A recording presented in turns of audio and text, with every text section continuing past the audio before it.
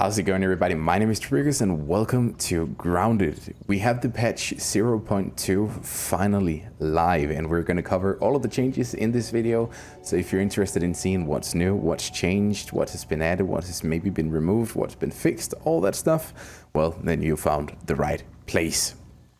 We're going to start off with some of the new things that has been added into the game in 0.2.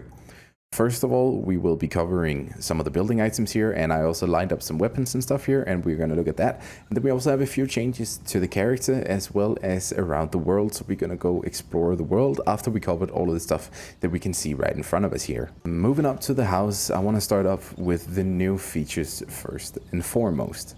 First of all, as you can see, we are greeted up here next to the house by new fence pieces. We have a new acorn shell fencing and we have a sprig fencing.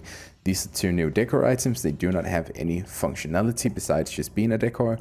And here you can see the recipes for them. So the sprig fence will be 1 woven fiber, or 2 woven fiber, sorry, and 3 sprigs. The acorn fence will be 2 acorn shells, 1 acorn top, and 4 thistle needle. Moving into the house here, we now have 2 different new tables. First of all, a clover table, which we can also find under the decor section right there. 3 clover leaves, 2 saps, 3 end parts, and a sprig. Moving over here, we also now have a grass table.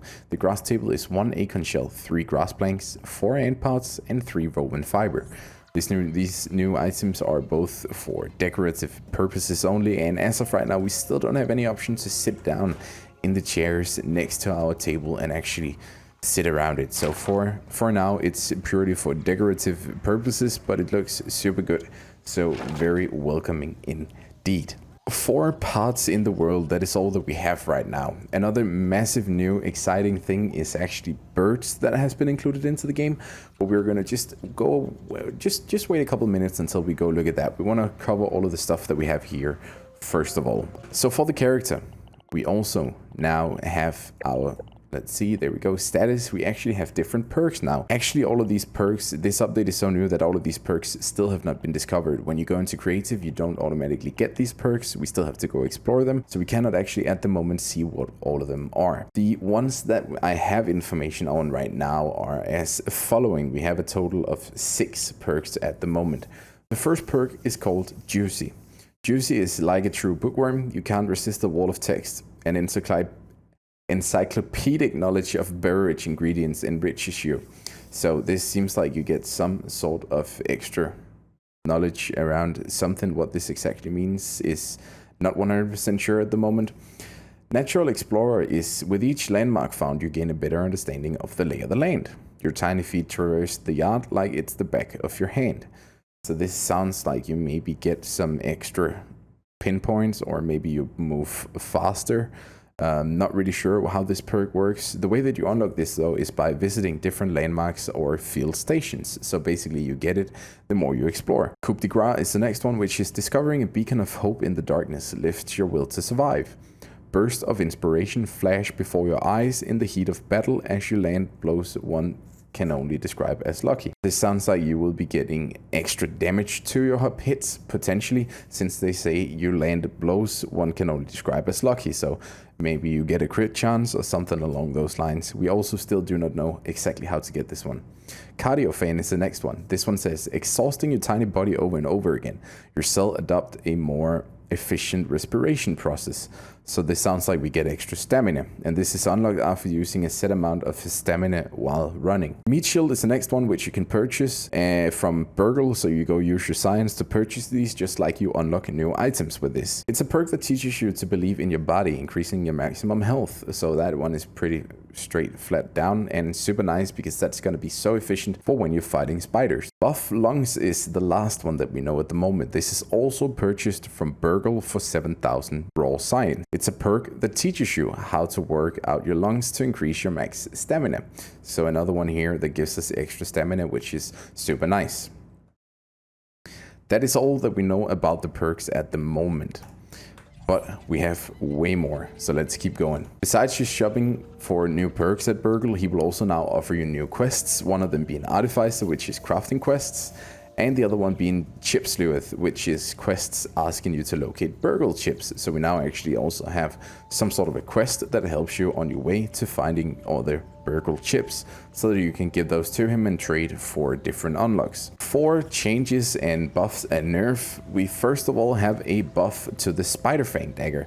It now reflects the damage of tier 2 weapons better. So all in all, the Fang Dagger is way better in my opinion. It's pretty good already, so I think it's going to be a strong weapon, and it's something that you want to grind for pretty early on, which will be a huge boost to you in general.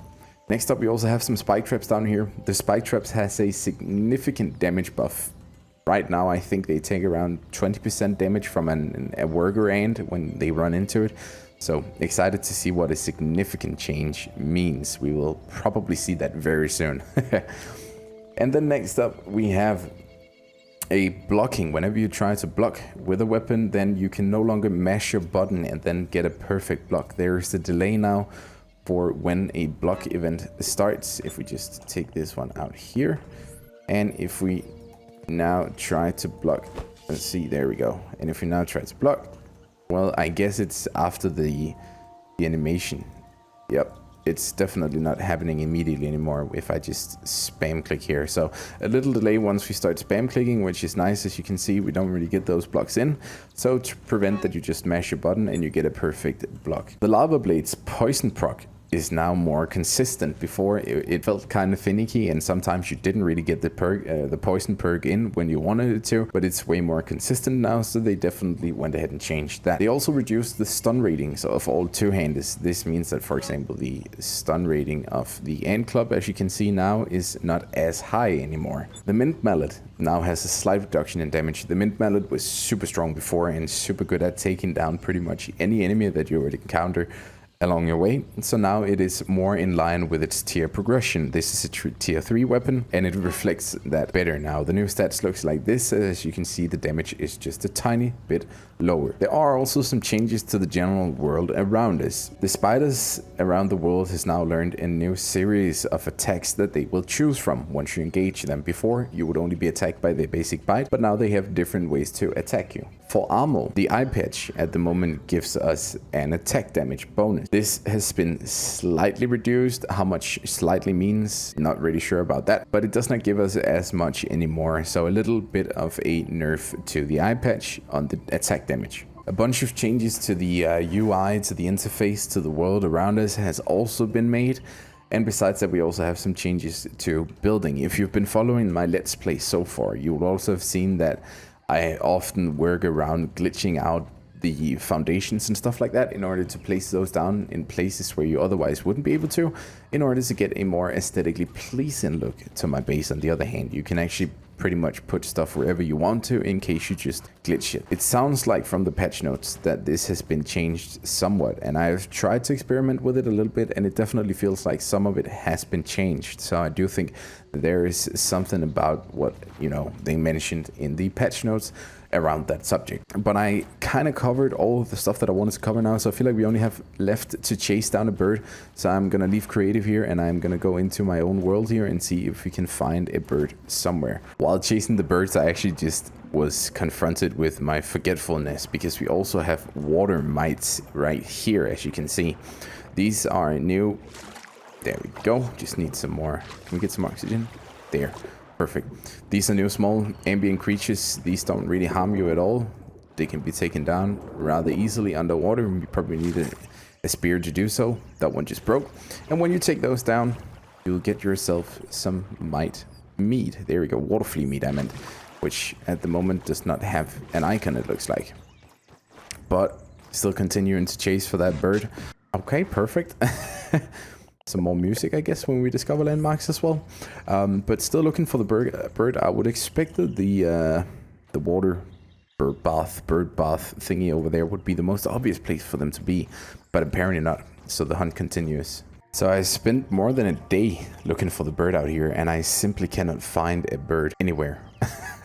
So I am assuming that it's either a very rare find, or that I maybe have to restart my world in order to actually actually get to see a bird, because maybe the patch is not fully applied to this save game.